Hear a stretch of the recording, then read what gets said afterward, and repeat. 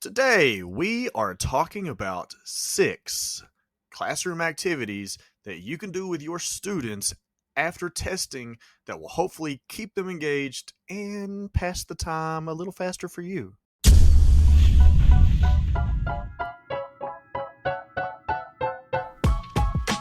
Welcome to Brothers on the Board, the podcast where we become better teachers together. As we all know, post-test life as a teacher can be rough. Teachers start to kind of slow down and wind down. Students really start to slow down and wind down. And everyone's just kind of trying to get to summer. Let's just be real. That's what ends up happening as we tend to sort of finish up the school year. So keeping them engaged is extremely important so that you avoid all of those behavior issues and so that you can pass the time a little faster and just kind of have some fun to finish up the year. So my name's John. As always, I'm joined here with my brother, Wes, and we are here to talk about these activities. Wes, how is things going right now in your school as we wind down the year? Well, first of all, it's Teacher Appreciation Week, so we got to shout that out real quick. But things are going pretty good in my school. I mean, we are, in full-on prep mode, getting ready to go. We had an assembly today, a little pep rally to get everyone hopped up for testing and everything. We test pretty late, so that's a good thing. We don't have a lot of time after testing that we have to worry about. So, How much time do you guys have after testing? so we'll have 7 days. 7 days? 7 Yeah, well, days. we have about 4 weeks after testing. Yeah. Full month of trying to find ways to continue to keep students motivated and to continue to do things that are relevant. Obviously, we will continue with a lot of our scheduled pacing and trying to make sure that we get through our curriculum, but also you're trying to sprinkle in things that keeps them engaged and a lot of PBIS rewards, a lot of field trips. We went to the zoo today, ton of fun. Just doing things at this time of the year that now that testing is over. So, all right, what we're going to do is we're going to kind of alternate. We're going to go across 6 activities. Wes is going to start it off with the first one, and then I will go with the second, and so on and so forth. So, Wes, tell us, what is one engaging, fun classroom activity that the good people at home, listening on their way to work, doing the dishes right now, like whatever it is that you're doing, what are some things that they can do to hopefully keep their students engaged and have some fun while they do it? All right. So, with a lot of mine that I picked, it's the end of the year. We're doing a review. We're reviewing for next year, right? We're getting them ready, trying to make sure that everything in the year, because we're wrapping up most of our units, so it's unit review time. So my first one that I have kind of created in my own way is trash ball. The good old trash ball. Good old trash ball. Have you done this before? I have done variations of it. I'm assuming I'm going to let you tell me kind of what your version of this is, and I'll tell you kind of if I've done things similarly. All right. So trash ball, you have you pick a unit. I usually just like put all of my units in a hat for the year. You can do it over just one single unit if you want, but I just do all my units in a hat. I shake it up, pull out a unit. Students get a piece of paper. They write a question down on the piece of paper. Based on what the unit is we drew out of the hat, they have to write a question down. Then they wad it up into a ball, and then you chuck it across the room. So the kids all throw the paper wads. It's a big time. They have fun with it. You're going to end up probably with paper somewhere in that room. You're going to end up with paper like behind a filing cabinet that, when you're getting the room cleaned out for the end of the year, there's going to be paper somewhere. With somebody's question. Yep. So it's a good time. I like to, have them things that not always, obviously, we're not throwing paper wads in my class every single day. So they get to kind of feel like they're breaking the rules a little bit. Oh, yeah. Yeah, of course. So they throw the paper wads, though, and then you split them up into teams is what I always do.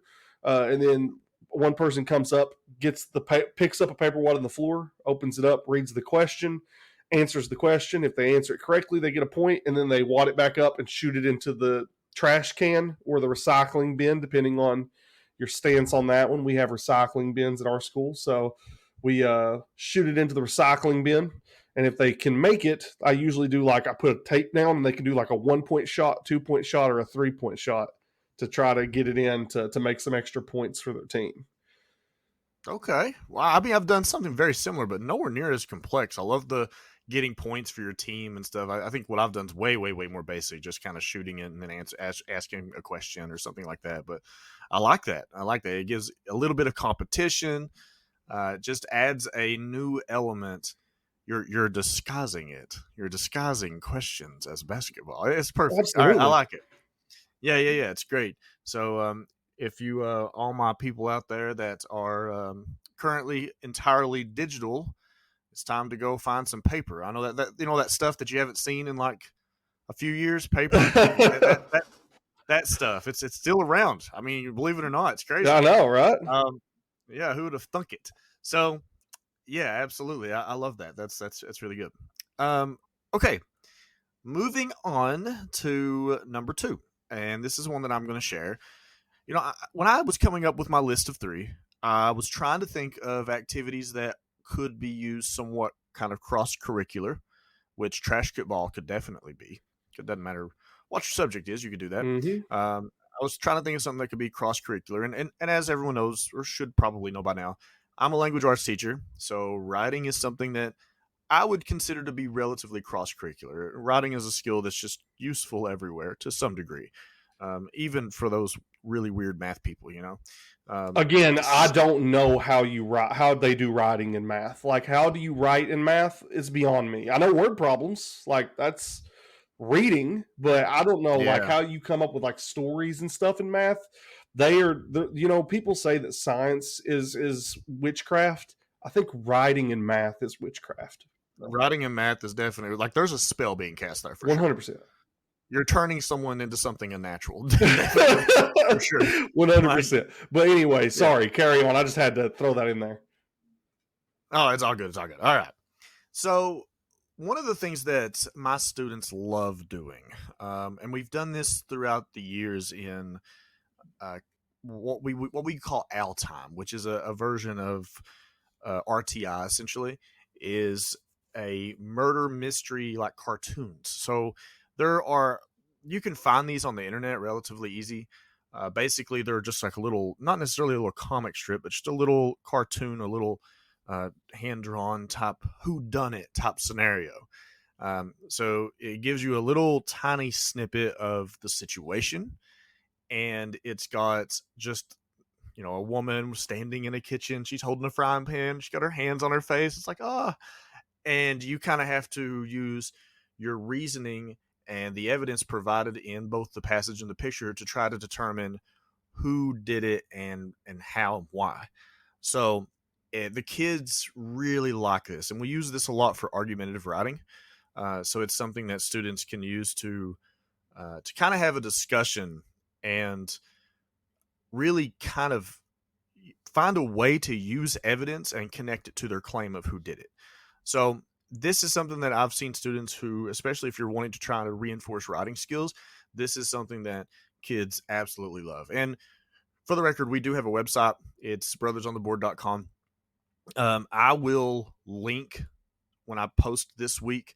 I'll try to link some of those pictures if I can find them that I've used in the past, so that you can find those pretty easily.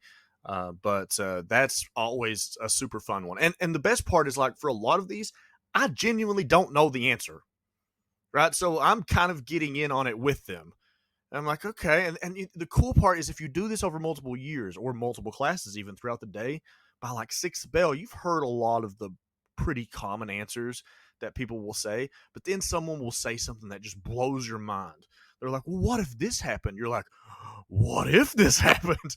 That's such a cool thought. So that one is really fun, not just for the kids, but for me as well.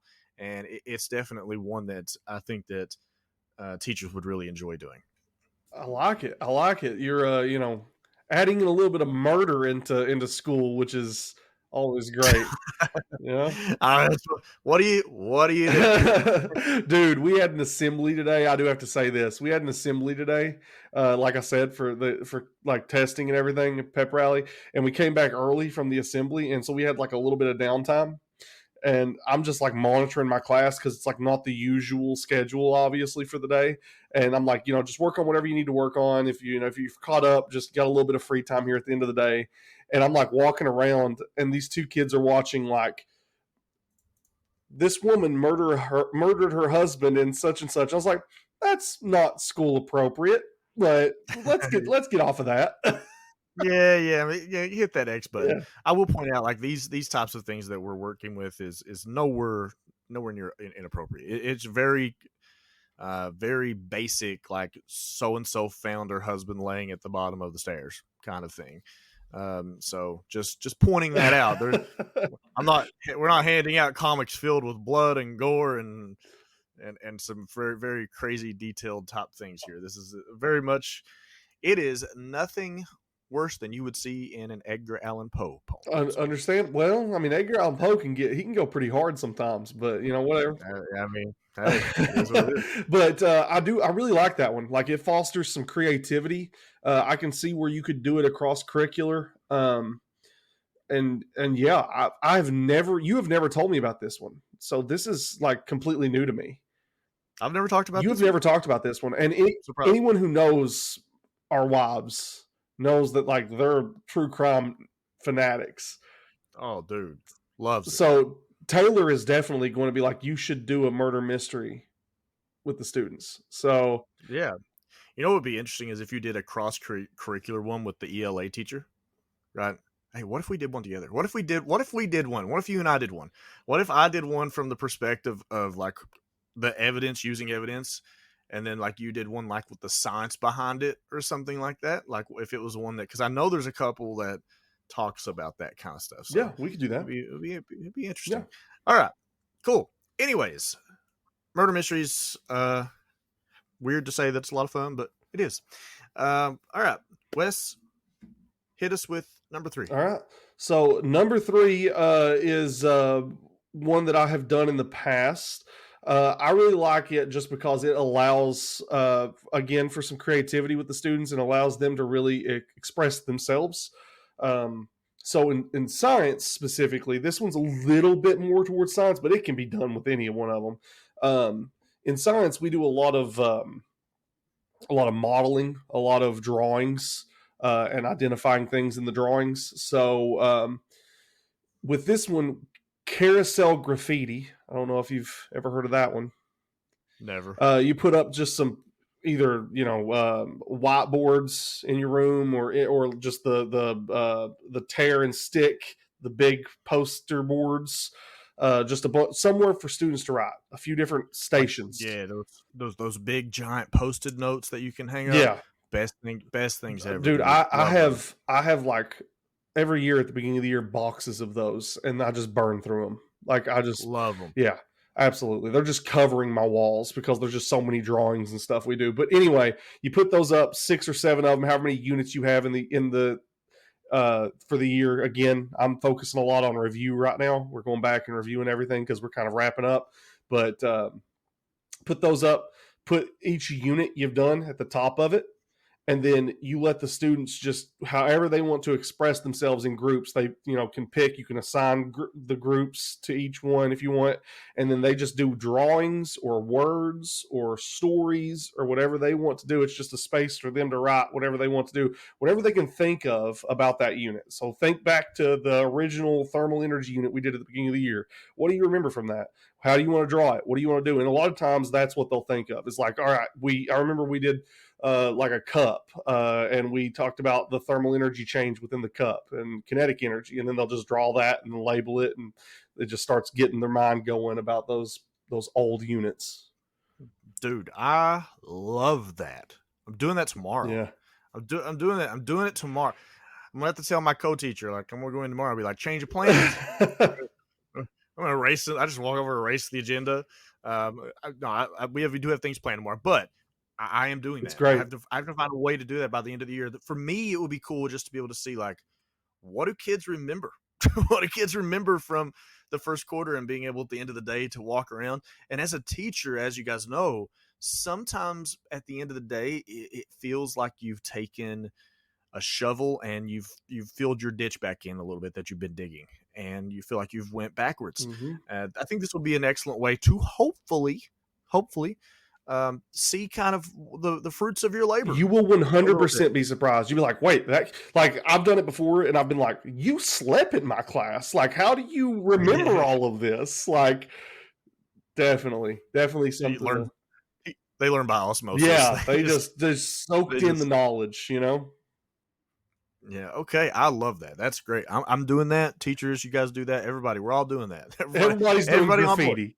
E- Everybody on board. We're all doing that tomorrow. All right. Lesson plans are done, y'all. You're We're welcome. we're we're, we're good to go. That's fantastic. I love that. Okay, before we move on to activity number 4, I do want to take a second and ask everyone to please stop what you're doing, go to Spotify, Apple, wherever it is that you listen to this podcast, and basically hit that big follow button. We would really appreciate it. It helps us tremendously. Additionally, we're always looking to grow the podcast. We're always looking to get more listeners and engage more with our audience.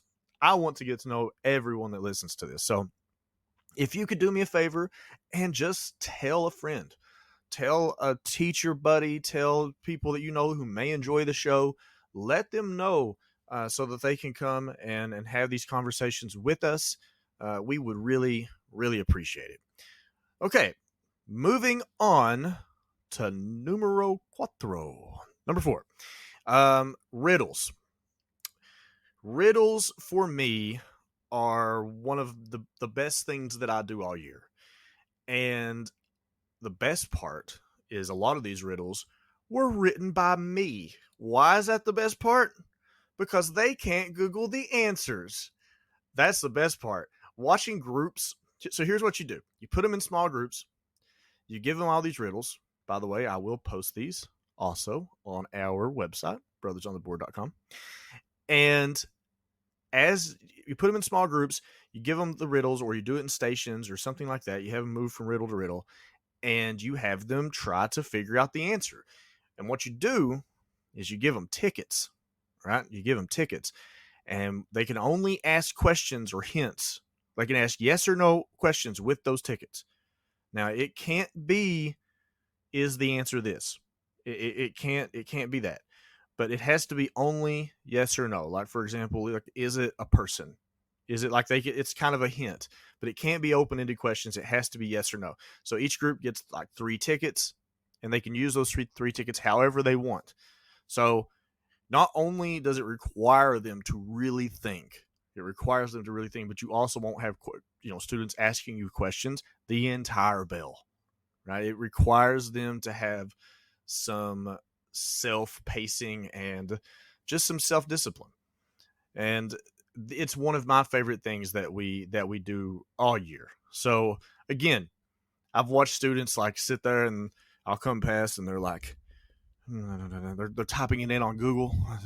What is the answer to this riddle? And I'm like, hey, I don't think you're going to find that. And they're like, well, why not? And I'm like, because do you know who wrote that riddle? And they're like, who? I'm like, me. So, and the best part is because I wrote them, like, they're not perfect, right? There's multiple answers, just like any riddle, that would make sense, sort of. It's not exactly the answer I'm looking for, but there's answers that kind of make sense. And it's really cool to hear some of the answers that people come up with where you're like, yeah, that would kind of work. So yeah, that one's a ton of fun. I will post that one for people to use if you want to as well. But I like riddles as well. Yeah, I don't know if I have the writing skill to create my own riddles. I'm not going to lie. I wrote my own chemistry test. The chemistry test that my students just took last week, I wrote that test. So that, like, I did have that where they would like try to Google the answer and put it down. I'm like, ain't the right answer. So because it is me. Yeah. I am the one who made it. Yeah, I mean, it's one of those things where, I mean, writing is one of those things I think that either I don't want to say either you have it or you don't, but it's definitely one of those things that some people are a little better at than others, or have a little more practice with than others. But yeah, So I could definitely see myself stealing some riddles and trying that out. But I mean, I would, I will say I would be interested to see what to see kind of what you can what your kids come up with. Like if your kids used my riddles, right? So like here's one of them. I'll give you one of them. I just pulled them up. I had to. It says a man walked into a room and froze. Are you dead? He looked into its face. It was frozen, no longer moving in its normal, predictable manner. You were fine just yesterday, he muttered to himself. He looked down to his watch on his wrist. It's been a few hours, it seems. Who or what has died? dude, I have no idea. I'm terrible at riddles. I'm not even gonna like pretend It, like I'm gonna be able to get this one. it's interesting to hear what students have to say. I can't tell you the answer, because if you use it with one of these days, your students will get it. Yeah. Here's another one. I've been on top nearly all my life. Sometimes people try to cut me down, but I always find my way back. I'm very close to people, but as they get older, there's a chance I'll leave. What am I? So again, Is these are it all. confidence? I can't tell you. Oh, I can't tell you on here. I will put the answers. I'll tell you after this. okay. I'll tell you after we got podcast. I know some of your students They listen to do. this. They do. So we can't have them hearing it, just in case you decide to use it. I will post the riddles that I wrote on our website, and you can find them there if you're interested in using them. I'll link it. I may just end up making a Brothers on the Board folder and just sharing that folder with everyone Okay. who listens. I think that would be cool. Mm-hmm. All right. Moving on to our next one. Wes, what do you have for us? That would be me. So the next one that I have, and I'm pretty big on this all year round. So this is kind of just one that I'm going to do regardless. And whenever you need to get through something, like let's say you gotten through most of your content, but like you got something left. Like we've been in that position where we're kind of crunched for time. Oh, yeah. What better way to get through content than to turn it into a project? No better way. And that's where I'm at this year with one last thing that I need to get through. So we're going to be doing some PBL, some project-based learning. That's right. So this could be anything, right? I'm just throwing out anything right now, but the project we're going to be doing is we're going to be doing human body systems, because that is a unit that we cut a little short and we need a little bit of extra time on. So here at the end of the year, they're going to be making multimedia presentations using human body systems. They're going to get assigned a body system. Is this the good old Google Slides? It can be. We've done. I do Google Slides. I'll let them use any kind of media base that they want. They can do a poster. They can do a Google Slide. They can do a. I've had them do podcasts in the past where they make a podcast episode about it. That's a fun one. That's always a fun one. Nice. Okay. But we will do that. I've had them make games, right? If they want to create a game about the human body systems, like they've done. Operation, like they make an operation like box, and then you got little tweezers, but you, instead of pulling out the organs, you're pulling out the parts of the body system.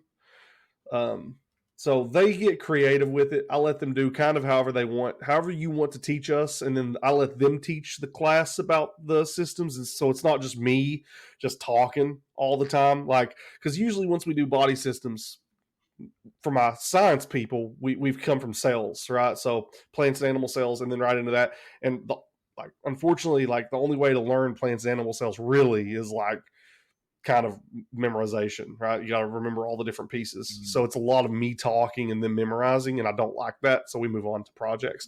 So yeah, anyway, turn it into a project, right? Turn it into a 3 or 4 day project. Let them be the teachers for a little bit. Let them lead the class.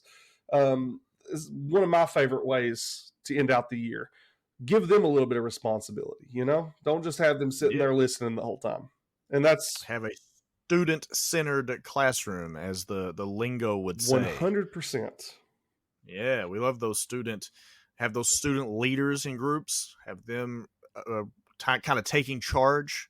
Love it. Love it. Yeah, anytime you can turn something into a project, I think that you're in. It's a much better way to go. It's considerably more engaging. I mean, what kind of people just sit and listen to me talk? Awkward silence. So yeah, absolutely. I think that's a good one. Okay, for our final engaging, fun activity, I'm going to give a shout out to our math department, and specifically the math teacher at my school, who does a activity called the Game of Life. The Game of Life. And they do this every year. Basically what it is they have to do I think they do either a poster board or a Google slide, or they do some kind of presentation, and each student is given a profession. They're each given a particular role, and they have to research that profession. They're given a salary, quote unquote. They have to research their salary. They have to determine what would their cost of living be, what kind of a house could they afford, what would the interest on that house be, what kind of a car can they buy, right? It's all numbers, it's all math. And the best thing about it is we are using that project now at the end of the year. We wanted to do something cross-curricular, and now at the end of the year, all of our classes are doing something involving that Game of Life. So in my class, they're going to be researching the history of their profession that they drew, right? They're going to do a little like research project on it. Like, how did it start? Is this something that existed in the 1700s as something else and just slowly turned into this? And they could be doing the same thing in social studies. Maybe they're looking at the economics, or maybe they're looking at the housing market and how it's gone crazy, so there's different ways that you can use this cross-curricular kind of across the board. Science class, you could be looking at what kind of science is involved in this profession, if any, or how it could be used. Is it like a doctor or something, a pharmacist? Right. I think there's a lot of opportunity here, so that they have that profession and they're moving from bell to bell, and they're using that kind of as the basis for the class. So it's pretty cool. I really like it. I know the kids love it. The kid that is like, and it's funny. It's funny to watch what they do, because they have their own living arrangement. So like, as a small group, they can decide like, hey guys, listen, we can just go in together and get an apartment, right? Like, they can technically move in together. Okay. So you'll have like a small group, and there'll be like 3 of them. One of them will be a doctor, and the other 2 will be like some low paying like job career. And it's just like the doctor is splitting like rent with 2 other people. So they're paying like $500 a month in rent, but then they make like 170, 200 grand a year. and the other 2 are just like, they're splitting rent too, but they're in rough shape. They don't have much left. The doctor's doing them a solid here, right? The doctor's helping out. Yeah, it's funny to also watch like how frugal they are once they start like looking into it. Mm-hmm. They're like, well, I'm an anesthesiologist. I make $250,000, $500,000 a year, but I'm living with Johnny and Timmy in an apartment up the street, and I'm riding the moped from Dumb and Dumber to the 7-Eleven to get bread and milk for the day, right? And they're like, and I'm just pocketing, baby. I'm just making all kinds of money. God's going into CDs. All of it's in CDs. We did the Game of Life. They did that as well at my school, but they did like a full day where like they went into the gym and they got assigned a role, and then they had to go around. There was like a banker, and they had a bank booth, and they got money and all this stuff. It was like a big deal. But one of my students was like, I make like no money. Like, they were like looking at their little card, and they were like, I'm like some kind of minimum wage job. They're like, I don't make a lot of money. Like, there's no way I'm going to be able to afford the bills. And then like one of our other teachers looked at it, and they were like, you do realize you have a spouse and they have a job too. And they were like, I love being married. Yes, there's 2. Dude, it teaches them like, today's day and age, you need 2 incomes. You got the person that draws teacher. Yeah. And they're coming up to you and they're like, why are you here? Why are you even here? Like, how did you afford gas? How'd you even get here? Yeah, yeah. It's You know, we were talking about it's that it's a while the other day. Like, the students either think we make a ton of money, like that's their impression that we make a bunch of money, or they think we make like no money. They're like, there's no in between. no, there's really not. There's no Yeah, like you make a nice you're like complete. an okay wage, like a livable wage, you know? Yeah, no, either you're poor or you're really, really, really not. Yeah. Like one or the other. Yep. So, all right, that is it. That's the final one. It is time to say goodbye until next week. We have our summer coming up. We're having conversations about what we want to do for Brothers on the Board during the summer. We want to try to come up with some content that is relevant to the summer and hopefully can help you guys plan and look forward to the new school year and all those other things. So make sure that you stick around. Make sure that you tell your friends. Make sure that you engage on Facebook. It really does mean the world to us. And we will see you next time on Brothers on the Board. Have a great day.